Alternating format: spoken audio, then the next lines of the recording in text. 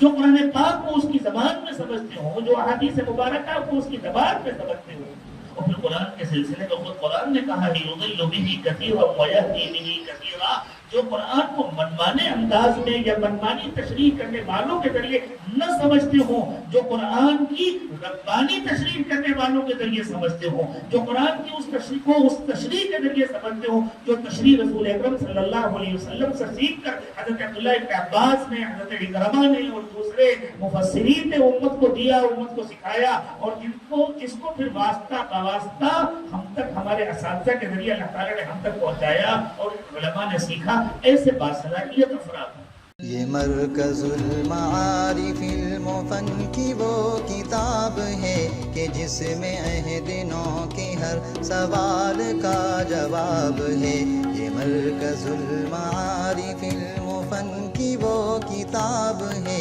کہ جس میں سید الاولین والآخرین وعلی آلہ واصحابہ اجمعین. أما بعد فأعوذ بالله من الشيطان الرجيم. بسم الله الرحمن الرحيم. ومن آياته خلق السماوات والأرض واختلاف ألسنتكم وألوانكم إن في ذلك لآيات للعالمين. وقال الله عز وجل الرحمن علم القرآن خلق الإنسان علمه البيان.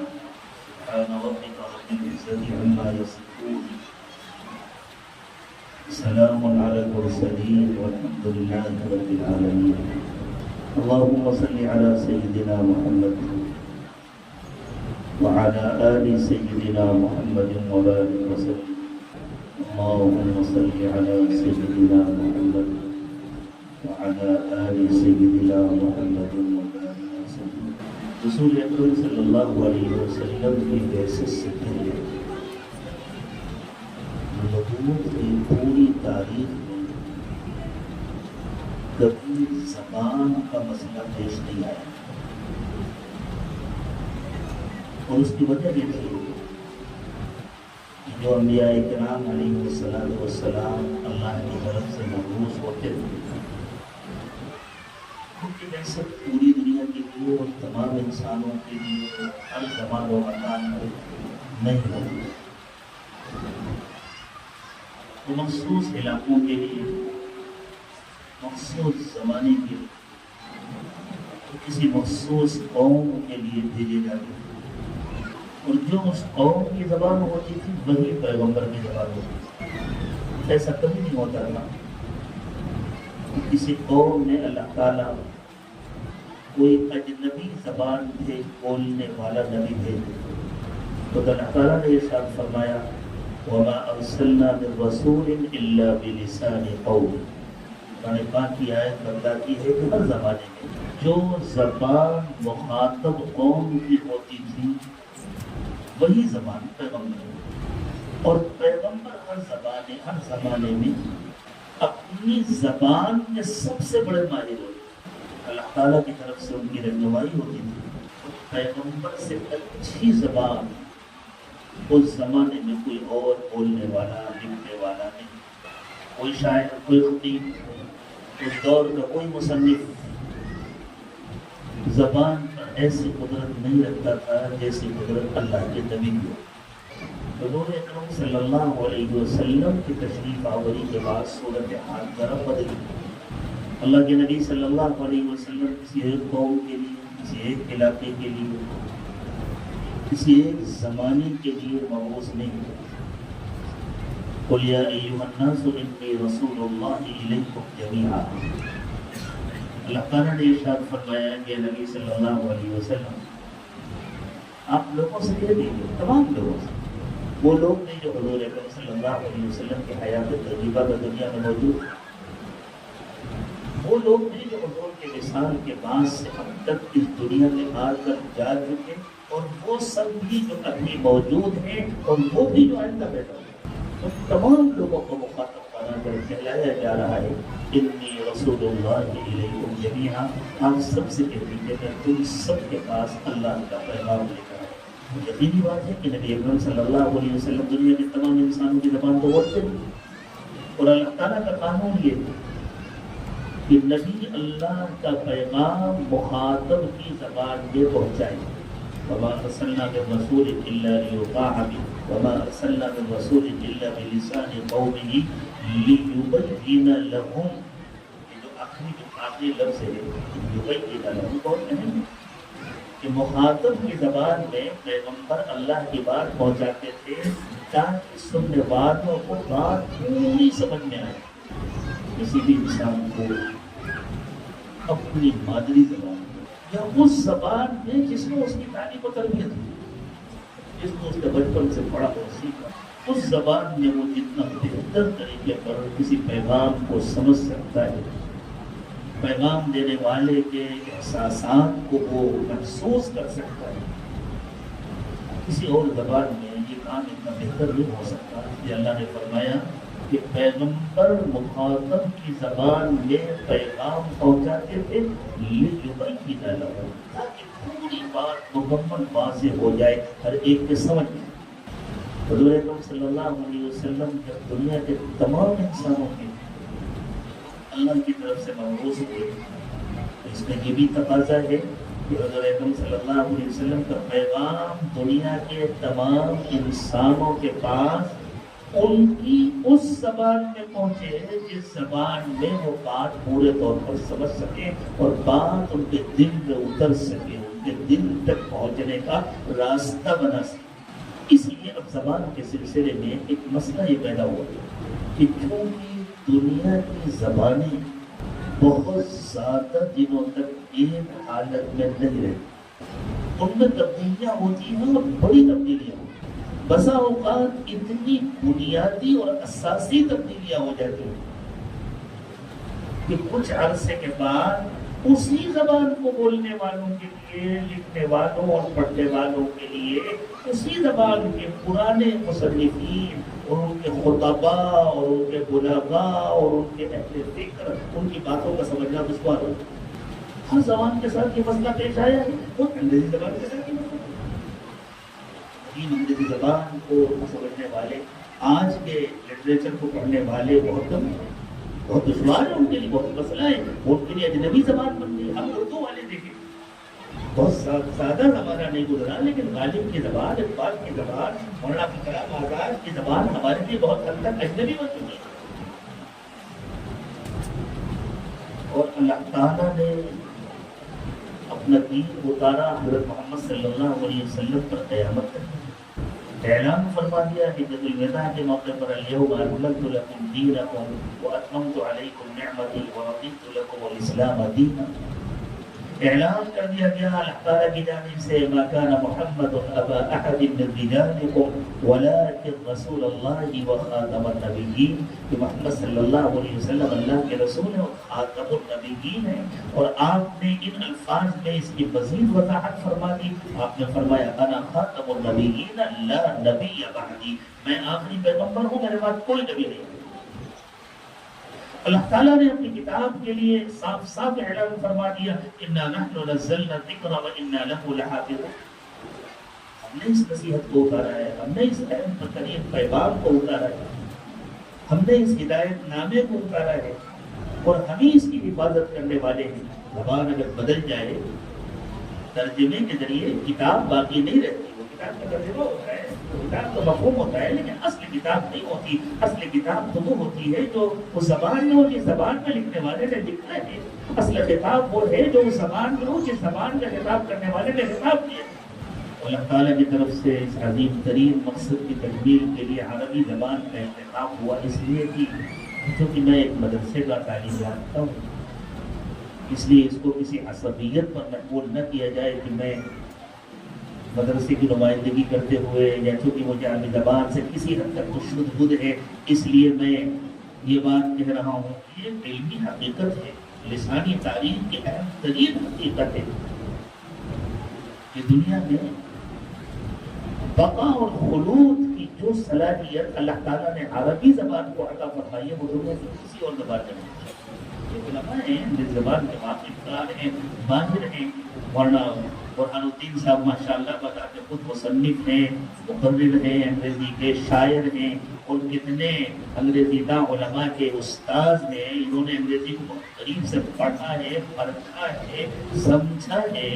اور ساتھ ہی مدرسے کے اعلیٰ تعلیم یافتہ ہیں، مدرسے کے ممتاز ترین طالب علم ہیں، انہوں نے عربی کو بھی پڑھا ہے، خوب معلوم ہے، علماء کو خوب معلوم ہے جو صلاحیت عربی زبان میں ہے دنیا کی کسی زبان میں، اور اس کی کھلی دھلی دلیل موجود ہے قرآن کی زبان اور رسول اکرم صلی اللہ علیہ وسلم کی زبان، ان ہزار کوششوں کے باوجود جو زبان کو مٹانے کے لیے کی گئی اور زبان کے مراکز میں کی گئی، آج کی دنیا میں سب سے اچھی زبان مصر میں لکھی جاتی ہے اور سب سے بری زبان مصر میں بولی جاتی ہے۔ میں مصریوں سے یہ بات کہتا ہوں کہ بھائی تمہارے ادبا کی زبان مثالی عربی زبان ہو، تمہاری زبان بدترین زبان بگاڑ کے رکھ دیا۔ وہاں پوری کوشش کی کہ میں ابھی چند مہینے 2 مہینے پہلے کی بات مکہ مکرمہ میں ایک ہوٹل کے مینیجر سے بات ہو رہی تھی، وہ مصری تھی، وہ مجھ سے بات کرنے لگے، مجھے ان سے کہنا پڑا کہ کیا آپ عربی بول سکتے ہیں؟ انہوں نے کہا کیا میں عربی نہیں بولتا؟ میں نے کہا معذرت چاہتا ہوں، یہ تو عربی نہیں ہے، اگر آپ عربی میں بات کر سکتے ہو تو میں آپ سے بات کروں، میں مصری میں تو آپ سے بات نہیں کر سکتا، اور مجھے مصری سے کوئی دلچسپی بھی نہیں، مجھے تو عربی سے دلچسپی ہوتا ہے۔ وہ سنبھل کے پڑھے لکھے آدمی تھے، عربی میں بات کرنے لگے۔ پھر ان کے یہاں ایک اور شعبے کے مینیجر تھے، سیلس مینیجر تھے، وہ کسی شیخ الازہر کے پوتے تھے، وہ آگے ان کی زبان ان سے اور بہتر تھی، وہ بات کرنے لگے۔ تو مصر کے اندر باقاعدہ اس کی تحریک چلائی گئی کہ جو عامی زبان اتنی دور ہو چکی ہے، فاصلے کا ناپنا آسان نہیں، کہیں کہیں ایسا جھٹکا سے لگتا ہے کہ شاید وہاں پوری کوشش کی گئی کہ اس عامی زبان کو اصل زبان بنا دیا جائے تاکہ قرآن کی زبان مل جائے، لیکن الحمدللہ ایسی کوئی کوشش کامیاب نہیں ہو سکی، اس لیے اللہ تعالیٰ نے فیصلہ فرمایا ہے کہ قرآن کو باقی رکھنا ہے۔ پوری دنیا میں الحمدللہ قرآن کی زبان آج بھی بولی جاتی ہے، سمجھی جاتی ہے، لکھی جاتی ہے، پڑھی جاتی ہے۔ پورے اطمینان کے ساتھ میں کہہ رہا ہوں، صرف اپنے لیے نہیں، تمام علماء کے لیے کہہ رہا ہوں، آج اگر ہمارے درمیان آ جائے سیدنا ابو ہریرہ رضی اللہ تعالی عنہ تو ہم بہت اطمینان سے ان کی بات سمجھ سکتے ہیں اور اپنی بات ان کو سمجھا سکتے ہیں۔ اور اگر آج شیکسپیئر آ جائے تو کتنے انگریزی گائے جو ان کی بات سمجھ پائیں گے اور اپنی بات ان کو سمجھا پائیں گے۔ انگریزی سے زیادہ واقف نہیں ہوں، ایک نام سنا ہوا ان کو یاد ہے، ایسے کتنے ادبا ایسے کتنے ان کے مصنفین آج ہمارے درمیان الحمدللہ حضرت اللہ ابن عباس تک دیکھ گیا۔ اور اگر اس میں کوئی بے ادبی نہ ہو اور اگر ایسا ممکن ہو جائے کہ ہم رسول اکرم صلی اللہ علیہ وسلم کی مجلس مبارک میں حاضر باز ہوں اور حضور اکرم صلی اللہ علیہ وسلم کی زبان مبارک سے ہم آپ کے مبارک فرامین سنیں تو الحمدللہ ہم سمجھ سکتے ہیں اور اپنی بات حضور اکرم صلی اللہ علیہ وسلم کی خدمت میں اس طرح پیش کر سکتے ہیں کہ حضور ہماری بات۔ یہ انتظام تو اللہ تعالیٰ نے کیا تھا قرآن کی حفاظت کے لیے، دین کی حفاظت کے لیے، تاکہ قرآن قیامت تک محفوظ رہے، اللہ کا دین قرآن قیامت تک محفوظ رہے۔ لیکن اس کے ساتھ دوسری اہم ترین ضرورت ہے کہ اللہ کا پیغام مخاطب کی زبان تک سمجھے۔ ایک طویل عرصہ دنیا میں ایسا گزرا ہے جب عربی زبان ہی دنیا کی غالب زبان، دیکھیں ہر زمانے میں کوئی ایک یا چند زبانیں ہوتی ہیں جن کی حیثیت غالب زبان ہے، جس کو ہم لغت مسیطرہ کہہ سکتے ہیں، جس کو تقریباً سارے لوگ سمجھتے ہیں یا اکثریت سمجھتی ہے۔ باقی دوسری اپنی زبانیں بھی ہوتی ہیں لوگوں کی، تو زبانیں ایسی ہوتی ہیں جو صرف بولی جاتی ہے لکھی نہیں جاتی، تو زبانیں ایسی ہوتی ہیں جو بولی بھی جاتی ہے لکھی بھی جاتی ہے۔ جیسے ہمارے اس علاقے میں ہم جہاں بیٹھے ہوئے ہیں وہ اپنی زبانیں سے بولی جاتی ہے لکھی نہیں جاتی۔ یو پی کے بعض علاقوں میں اور بہار وغیرہ کے علاقوں میں اور بھی ہوں گے بعض علاقوں میں بعض مقامی زبانیں ہیں جو صرف بولی جاتی ہیں لکھی نہیں جاتی۔ وہ زبانیں ایسی ہیں جو بولی بھی جاتی ہیں لکھی بھی جاتی ہیں، لیکن تقریباً ان تمام زبانوں کے بولنے والے پڑھے لکھے لوگ یا تو وہ علمی زبان کے طور پر انگریزی کا استعمال کرتے ہیں یا ہندی کرتے ہیں، کچھ غالب زبانیں ہوتی۔ علماء نے لکھا ہے ایک زمانہ تھا جب ہندوستان کے ساحلوں میں کاروباری معاہدے عربی زبان میں لکھے جاتے، لیکن تجارت کی زبان عربی زبان ہوتی تھی، غالب زبان عربی زبان، اور صرف ہندوستان میں نہیں پورے مشرق میں ہندوستان سے آگے بڑھ کر چین تک، ملیشیا، انڈونیشیا اور دوسرے ساحلوں تک تجارت پر عرب چھائے ہوتے تھے، اور علمی زبان عربی زبان ہوتی تھی، غالب زبان عربی زبان تھی۔ اس لیے اللہ کے رسول صلی اللہ علیہ وسلم کا پیغام بہت اطمینان سے پوری دنیا میں پہنچا۔ لیکن اللہ تعالیٰ کی مصلحت ہے، اللہ نے دنیا میں حالات بدلے، اور اس وقت کی صورتحال یہ ہے کہ دنیا کی غالب ترین زبان انگریزی زبان بنتی ہے، اور بھی کچھ زبانیں ہیں جو مختلف علاقوں میں غالب زبانیں ہیں۔ ہماری اردو زبان کی بھی بڑی اہمیت ہے، اور مذہبی اعتبار سے اور کسی حد تک لسانی اعتبار سے بھی عربی سے سب سے قریب تر زبان اردو زبان۔ صدیاں ایسی گزری ہیں کہ عربی سے قریب تر زبان فارسی زبان، اور عربی کے بعد سب سے زیادہ اسلامی لٹریچر فارسی زبان ہے، لیکن اس وقت بھی غالب زبان عربی زبان تھی۔ فارس کے علاقوں کے رہنے والوں کی بھی شاہکار تصنیفات عربی زبان تھی۔ شیخ سعدی عربی کے کتنے زبردست شاعر ہیں، فارسی کے بھی تھے، ان کی مادری زبان تو فارسی، لیکن سب کے لیے غالب زبان عربی زبان تھی۔ تو انگریزی اس زمانے میں دنیا کی غالب ترین زبان ہے۔ ہمارے یہاں ایک قسم کا فاصلہ پیدا ہو گیا ہے، اور ہوتا ہے قوموں کی زندگی میں ایسا ہوتا ہے، کبھی کبھی ترجیحات متعین کرنی پڑتی ہے۔ اس ملک میں انگریزوں کے غلبے کے بعد، یہ بات میں اس لیے عرض کر رہا ہوں تاکہ ہم اپنے بڑوں سے کہیں بدگمان نہ ہو جائیں۔ یہ کام اتنی دیر میں کیوں شروع ہوا، پہلے کیوں نہیں شروع ہوا؟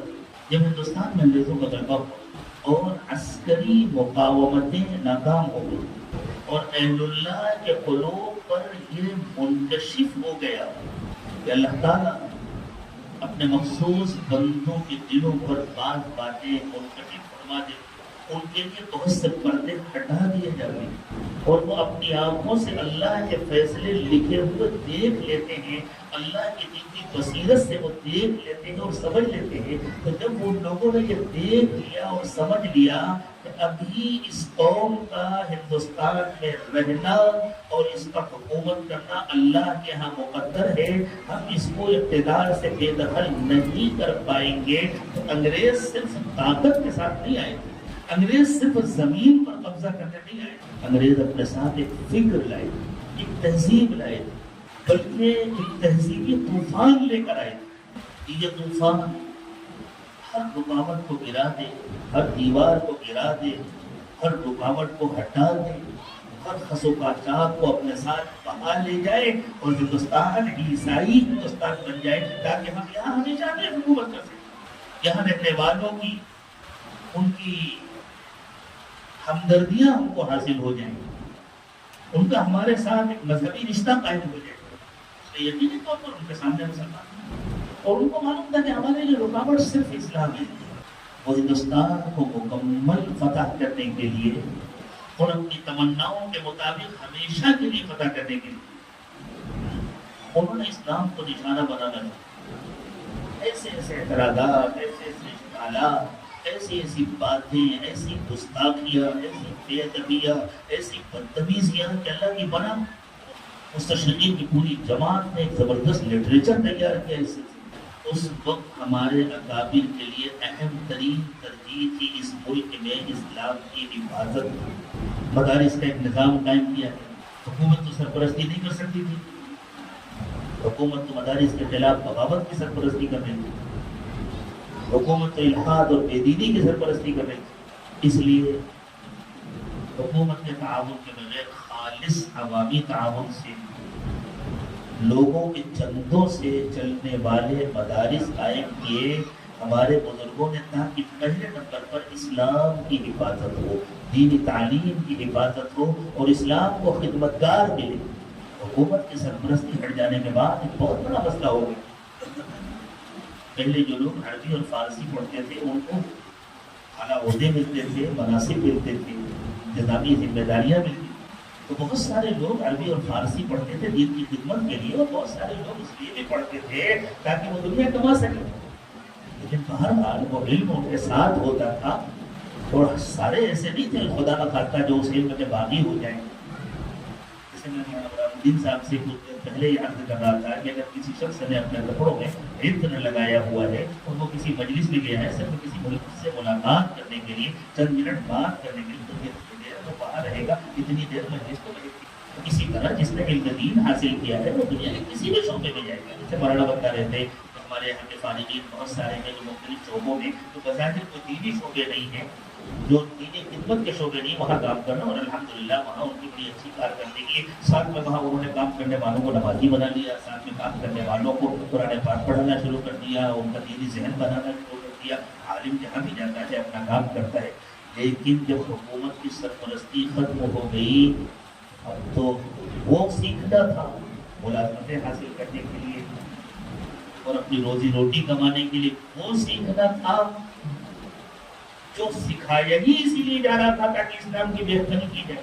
ہمارے علماء نے گاؤں گاؤں جا کر جس طرح پیسوں کا چندہ کیا، بچوں کا چندہ کیا، اور ان کے بڑوں سے اور سرپرستوں سے یہ کہہ کر کے مانگا کہ اپنے بچے اللہ کے حوالے میں، اللہ کے لیے ہمیں بچے دے دو. جیسے کوئی اپنی جان دینے کے لیے نکلے. جو بچے اس زمانے میں مدرسوں میں آتے تھے گویا وہ دنیا کو لات مار کر آتے تھے کہ بس اب زندگی بھر ہمارا دنیا سے کوئی رشتہ نہیں رہے گا، اب تو ہم کو صرف پیٹ بھرنے کے لیے روٹی مل جائے تو اللہ کا بڑا احسان ہے، بھوکے بھی رہیں گے تب بھی اس کام کو چھوڑ کر نہیں جائیں. اتنے ایسے کچھ نصیب تھے جو واقع کرتے تھے،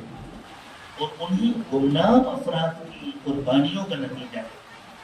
ویسے بہت تھوڑے سے ہیں جن کے ہم کو نام معلوم ہیں، ہزار ایسے افراد ہیں جو بالکل گمنام ہیں، جو بڑی اچھی تعلیم حاصل کر سکتے تھے، جو بڑے اچھے عہدے اور مناصب حاصل کر سکتے تھے، لیکن جنہوں نے اپنی زندگی اللہ کے دین کے لیے وقف کیا اور وہاں سے نکلنے کے بعد اپنے اساتذہ کے اشارے پر جو کسی بڑے ادارے میں بڑی کتابیں پڑھا سکتے تھے، لیکن استاد کے کہنے پر کسی گاؤں میں چلے گئے، کسی علاقے میں چلے گئے اور وہاں جا کر مسجد میں بیٹھ گئے، مکتب میں بیٹھ گئے اور پوری زندگی اپنی کا انہی گمنام افراد کی قربانیوں کا نتیجہ ہے کہ آج ہم زیادہ نام لے رہے ہیں. یہ اس وقت کی ترجیح تھی، دین کی عبادت. الحمدللہ جب اتنے ادارے قائم ہو گئے، جب اتنے مدارس قائم ہو گئے، اتنے افراد تیار ہو گئے، اتنے علماء اور حفاظ تیار ہو گئے، اتنے خطباء اور وعاظ تیار ہو گئے، اتنے دعات تیار ہو گئے کہ وہ خطرہ اللہ کا فضل ہے تقریباً ختم ہو گیا جو محسوس کیا جا رہا تھا اس وقت جب دارالعلوم دیوبند قائم کیا. تو اللہ تعالیٰ کی طرف سے تکوینی فیصلے ہوتے ہیں. یہ جو فاصلہ پیدا ہو گیا تھا، ایک طرف وہ افراد تھے جو دین کی بہت صاف ستھری سلجھی ہوئی سمجھ رکھتے تھے، جو دین کا گہرا علم رکھتے تھے، جو کتاب و سنت کی گہری فہم رکھتے تھے، لیکن سامنے بہت بڑی تعداد مخاطبوں کی ایسی تھی جن کو وہ ان کی زبان میں بات نہیں سمجھا سکتے. ایک طرف وہ لوگ تھے اور اس کے خطرناک نتائج بھی تھے. بسا اوقات علماء نے اپنی مدرسے والی زبان میں، بلکہ زبان میں تو اتنا فاصلہ ہو گیا تھا، اتنا گیپ ہو گیا تھا. میں احتیاط کرتا ہوں اپنی انگریزی زبان استعمال کرنے میں، کوئی غلط لفظ زبان سے نکلے گا تو صحیح. ہندوستان میں غالب زبان انگریزی کے ساتھ ہندی ہو گئی تھی کہ خود اردو کا طبقہ اپنے گھروں میں اردو بولنے والا اپنے علماء کی بات نہیں سمجھتا، اور اس مدرسے کی فلسفہ کی زبان کو اور اس علمی اصطلاحات میں بولنے والے. اور اللہ تعالیٰ کا قانون ہے، تکوینی قانون ہے اللہ کہ جس چیز کی ضرورت ہوتی ہے اللہ اس چیز کا انتظام کرتا ہے. آپ دیکھیے جب گرمی حد سے بڑھ جاتی ہے، زمین خشک ہو جاتی ہے اور پانی کی شدید ضرورت ہوتی ہے، تو پہلے آسمان بالکل صاف ہوتا ہے، دھوپ چمک رہی ہوتی ہے، سورج آگ اگل رہا ہوتا ہے، اور اچانک اللہ کی رحمت جوش میں آتی ہے، ٹھنڈی ہوائیں چلنے لگتی ہیں، اور پھر بادل آ جاتے ہیں، اور پھر ہر طرف بدلی چھا جاتی ہے، اور پھر بارش ہونے لگتی ہے، موسم بدل جاتا ہے. کوئی چاہتا تو نہیں ہے بحر عرب میں درخواست لے کر کے اب ذرا بادل بھیج دو، گرمی بہت زیادہ ہو گئی ہے، بمبئی والوں کو بہت گرمی لگ رہی ہے اور فلاں علاقے والوں کو بہت گرمی لگ رہی ہے. بالکل اسی طرح انسانوں کو جس چیز کی ضرورت ہوتی ہے اللہ اس کا انتظام فرماتے ہیں، اور بہت خوش نصیب ہوتے ہیں وہ افراد جن کو اللہ تعالیٰ منتخب. ایسے افراد تیار ہوں جو دین کا گہرا علم، جنہوں نے ایسے اساتذہ سے پڑھا ہو، ان کی تربیت میں رہے ہوں، ان کے پاس پرورش پائی ہو، جنہوں نے ان کو صرف الفاظ نہ سکھائے ہو، ان کی تربیت بھی کی ہو، ان کے اخلاق بھی بنائے ہو، ان کا دل بھی بنایا ہو، سنوارا بھی ہو، جن کا اہل اللہ سے تعلق ہو، جن کا قلب روشن ہو، جو راتوں میں اٹھ کر اللہ کو یاد کرنے والے، اللہ کی عبادت کرنے والے، اللہ سے دعا مانگنے والے. جو قرآن پاک کو اس کی زبان میں سمجھتے ہوں، جو احادیث مبارکہ کو اس کی زبان میں سمجھتے ہوں. اور پھر قرآن کے سلسلے میں خود قرآن نے کہا ہے یضل بہ کثیرا ویہدی بہ کثیرا، جو قرآن کو منمانے انداز میں یا منمانی تشریح کرنے والوں کے ذریعے نہ سمجھتے ہوں، جو قرآن کی ربانی تشریح کرنے والوں کے ذریعے سمجھتے ہوں، جو قرآن کی اس تشریح کو اس تشریح کے ذریعے سمجھتے ہوں جو تشریح رسول اکرم صلی اللہ علیہ وسلم سے سیکھ کر حضرت عبداللہ ابن عباس نے، حضرت اکرمہ نے اور دوسرے مفسرین نے امت کو دیا، امت کو سکھایا، اور جس کو پھر واسطہ باواسطہ ہم تک ہمارے اساتذہ کے ذریعے اللہ تعالیٰ نے ہم تک پہنچایا اور علماء نے سیکھا. ایسے باصلاحیت افراد ہوں، ایسے اللہ سے ڈرنے والے افراد ہوں، ایسے اللہ سے محبت کرنے والے افراد ہوں، اور اس کے ساتھ ساتھ وہ وقت کی غالب زبان ہو. میں وقت کی غالب زبان کہہ رہا ہوں، کوئی ضروری نہیں ہے کہ یہی زبان قیامت تک غالب رہے، اور مجھے بہت زیادہ اس کی امید بھی نہیں ہے کہ یہی زبان قیامت تک غالب رہے گی. اللہ جب چاہے گے تو حالات بدلیں گے، لیکن فی الحال یہ بہت بڑی ضرورت ہے. تو ایسے افراد جو اللہ سے ڈرنے والے ہوں، اللہ کے دین کو سمجھنے والے ہوں، اور جو کہ مدرسوں کے اندر رہ کر آج بھی الحمدللہ مدرسوں کے اندر رہ کر کے جو تربیت یافتہ طلبہ ہوتے ہیں ان کا ذہن بن جاتا ہے بقدر کفاف پر گزارا کر کے اللہ کے دین کی خدمت کرتے ہیں. اب آج بھی دیکھ لیجیے کہ مدرسوں میں دین کی جن خدمات کے ذریعے سے لوگوں کو جو لوگوں کی خدمت کی جاتی ہے اور ان کو جو اجرت ملتی ہے، جو ان کو تنخواہیں ملتی ہیں، تو دوسرے اداروں میں اور دوسرے محکموں میں کام کرنے والوں کی آمدنی اور تنخواہ کے مقابلے میں بہت کم، لیکن الحمدللہ بہت اطمینان کے ساتھ یہ لوگ گزارا کر لیتے ہیں. تو ایسے افراد کی ضرورت تھی جو بقدر کفاف پر گزارا کرنے کو تیار ہوں، اور انسانوں کی آنکھوں میں آنکھیں ڈال کر ان کی زبان میں یا اس غالب ترین زبان میں جس کو وہ آسانی کے ساتھ سمجھ سکتے ہیں اللہ کی بات پہنچا سکیں، سمجھا سکیں. اس کام کے لیے بھی ایک ایسے فرد کا ہی انتخاب ہو، دارالعلوم دیوبند ہو، مدرسہ مدارالعلوم ہو، دارالعلوم رحمۃ العلماء ہو، یا فکر دیوبند اور فکر ولی اللہ سے منسوب جتنے مدارس ہیں، میں ان سب کو دارالعلوم دیوبند کا ہی امتداد سمجھتا ہوں، دارالعلوم دیوبند کا ایک پھیلاؤ سمجھتا ہوں. کچھ مزید ضرورتیں محسوس کی گئی اور ان ضرورتوں کی تکمیل کے لیے ان اداروں کے نظام میں کچھ تبدیلیاں کی گئی، لیکن فکر سب کی ایک ہے، وہ حضرت شاہ ولی اللہ محدث دہلوی رحمۃ اللہ علیہ. اللہ تعالیٰ نے اسی خاندان کے فرد اس کام کے لیے منتخب کیا، اور اس ضرورت کا سب سے زیادہ احساس ہو سکتا ہے اور لوگوں کو بھی احساس رہا ہوگا، لیکن ایسا شدید احساس کہ وہ اس پر قدم اٹھانے کو تیار ہو جائیں. اللہ تعالیٰ نے عطا فرمایا حضرت مولانا بدر الدین اجمل دامت برکاتہم کو اللہ تعالیٰ ان کی حفاظت فرمائے، ان کا سایہ قادر قائم رکھے، ان کی فیوز برکات کو دنیا میں عام و تام فرمائے. اور انہوں نے سب سے پہلے مرکز المعارف کی بنیاد ڈالی، اور پھر ایک مرکز المعارف کا دیکھنے کے سلسلہ کس طرح پھیلا. یہ پھیلاؤ خود اس بات کی دلیل ہے کہ یہ وقت کی ضرورت تھی. جو چیز ضرورت ہوتی ہے وہ پھیلتی ہے. اب دیکھیں کوئی آدمی کہیں بیکری کھولے اور باقی اگر لوگوں کو ناشتے کے لیے سامان کی ضرورت ہے تو اسے کہنا نہیں پڑتا، گاہکوں کا شاکا لگ جاتا ہے، ضرورت کی چیزیں تو سب لینے کے لیے. اتنا کم وقت ہے، اتنا پھیلاؤ، اس کی اتنی وسعت،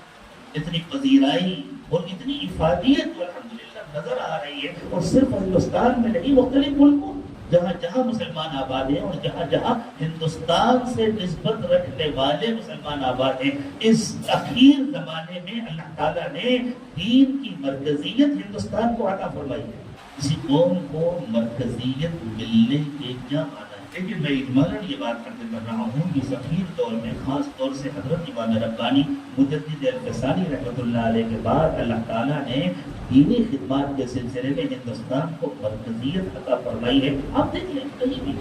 صرف یورپ اور امریکہ میں نہیں، صرف افریقہ میں نہیں، بلاد عربیہ میں بھی آپ کو اہم ترین خدمات انجام دینے والے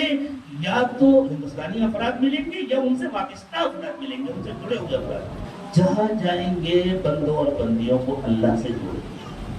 جہاں جائیں گے، جہاں رہیں گے، جس حال میں رہیں گے، اللہ کے بن کر رہیں گے اور سب کو اللہ کا بنائیں گے، اللہ کے رسول کے وفادار بن کر رہیں گے اور سب کو اللہ کے رسول کا وفادار بنائیں گے، خود بھی جہنم سے بچنے کی کوشش کریں گے، سب کو جہنم سے بچانے کی کوشش کریں گے۔ اللہ سب کے ہیں، رب العالمین ہے، ہر انسان تک، ہر مرد اور عورت کے ساتھ اپنی طاقت بھر محبت کے ساتھ اس زبان میں جس کو وہ آسانی کے ساتھ سمجھ سکے اللہ کا پیغام پہنچانے کی کوشش کریں گے۔ اللہ جس کو چاہیں گے ہدایت دیں گے، جس کو چاہیں گے محروم کریں گے، یہ اللہ کا فیصلہ ہے۔ ہم اللہ کی بات سمجھانے سے کسی کو محروم نہیں کریں گے، یہ تقسیم کرنا ہماری ذمہ داری نہیں ہے۔ اللہ چاہیں گے تو جیسی چاہیں گے ویسی تقسیم فرمائیں گے۔ اللہ تعالیٰ ان محنتوں کو بھی انتہا قبول فرمائے۔